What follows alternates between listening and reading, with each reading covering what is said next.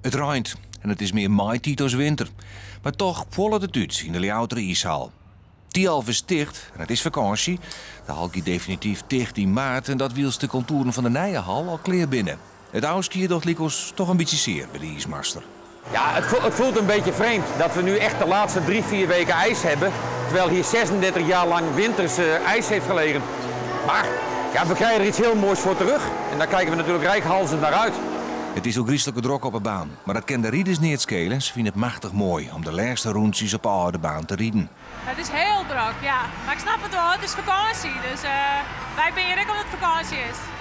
Is het net een beetje te druk om te rijden? Nee. Nee. Hast er wel plezier in? Jawel. De ijsbaan gaat dicht, hè? Er komt een nieuwe ijsbal. Wist dat? Ja. Wat vies ervan dat de ijshal dicht gaat? Nou, net echt leuk, want dan is net meer schaatsen. De ijsmaster is op tuin door de drokte in de hal, maar had intussen misschien het verst. De hal is oud en krekend in zijn voegen. De ijsmeester die 's ochtends begint, het allereerste loopje is altijd hier naar de hal. Even horen, ja hij draait. Nou, gelukkig. Ja, nostalgisch gevoel. We hebben het wel eens vergeleken met een Oost-Duitse kleedkamer uit de jaren 70. Maar je stelt tegenwoordig andere eisen. Een kleedkamer, vooral in onze koude hal, een kleedkamer moet een beetje warm zijn. En je moet niet in je kleedkamer zitten met een jas aan.